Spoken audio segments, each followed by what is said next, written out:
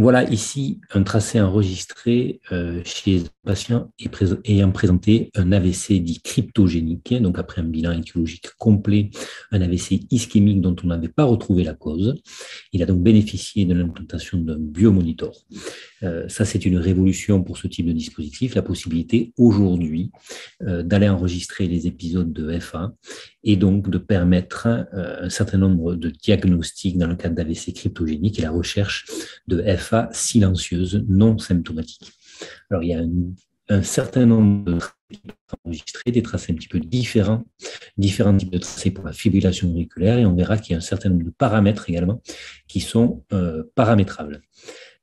Ici, on voit donc cet épisode et on a ici manifestement un début d'épisode de FA. Vous avez un tracé qui est stable au départ sur le tachogramme, puis vous avez une variabilité manifeste des cycles et ici, détection d'un épisode de FA. Il faudra évidemment vérifier qu'il s'agit bien de complexe QRS et qu'il ne s'agit pas de bruit, par exemple. Sur le diagramme de Lorentz, on voit également la variabilité ici des cycles RR et qui ont une répartition aléatoire, et ça aussi c'est très en faveur d'un épisode de FA. Quand on analyse le début du tracé, le patient est manifestement sinusal avec une association 1 pour 1. On a ici une première extrasystole atriale qui est bloquée, donc on voit qu'on a quand même une bonne qualité de tracé qui permet de détailler les spécificités de ce tracé.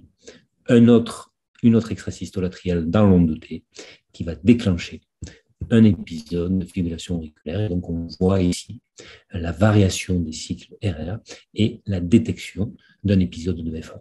Alors, on verra dans les paramètres qui sont programmables comment ça fonctionne, mais en gros, le diagnostic de FA n'est pas basé sur l'analyse de l'activité atriale, mais est basé exclusivement sur l'analyse des cycles RR et de la variabilité des cycles RR.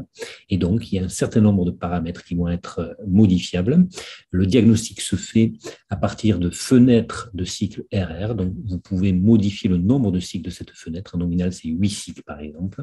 Et on va demander, pour que la fenêtre soit compatible avec un épisode de FA, il faudra un certain nombre de cycles, donc 5 sur 8 en nominal, qui soit considéré comme instable avec un seuil de sensibilité programmé à 12% en nominal. Donc, si vous avez plus de 5 cycles sur 8 au départ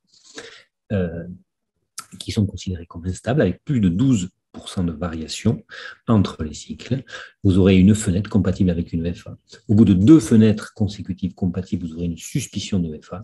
Et ensuite, il faut que la FA se maintienne pendant une durée programmable pour que vous ayez un enregistrement de FA. À l'inverse, il va y avoir des critères pour avoir un retour au rythme sinusal et donc de fin d'épisode. Il faudra un certain nombre de fenêtres consécutives avec 7 fois des cycles qui sont considérés comme stables. Vous pouvez voir les débuts des épisodes, mais vous pouvez aussi avoir l'enregistrement de tracés qui correspondent à la fin de l'épisode. Vous voyez ici, fin d'épisode de FA. Même patient, on voit ici l'instabilité des cycles RR, le diagramme de Lorentz au départ, puis un retour sinusal avec une stabilisation. Et au bout d'un certain nombre de fenêtres où les cycles sont considérés comme stables, on a le diagnostic de fin d'épisode de FA. Donc on voit clairement, au départ, un rythme parfaitement irrégulier, compatible avec une fibrillation auriculaire. La réduction ici, puis les cycles RR qui deviennent stables, et au bout d'un certain nombre de fenêtres qui est programmable avec un nombre de cycles programmables, vous allez avoir le retour, le retour diagnostiqué par la machine et la fin d'épisode de FA. Donc, si on revient sur le programmateur, on peut voir que pour les enregistrements de FA, différents paramètres sont programmables. Le premier ici, on voit ici que on a moyenne.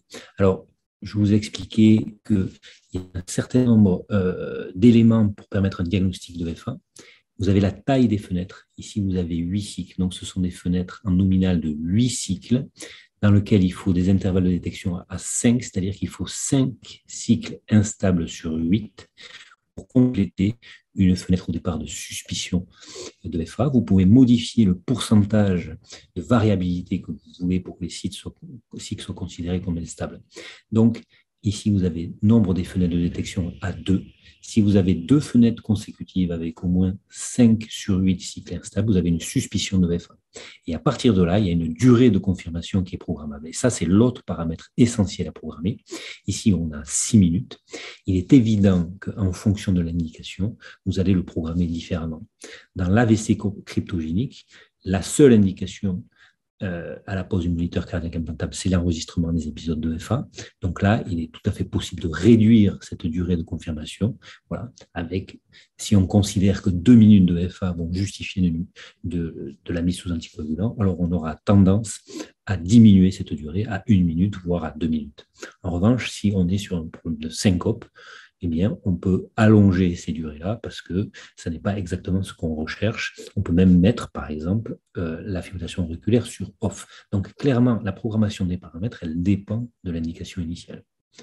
Un autre point qu'on peut modifier, donc, généralement, on a tendance à modifier ce paramètre et à passer à faible au départ.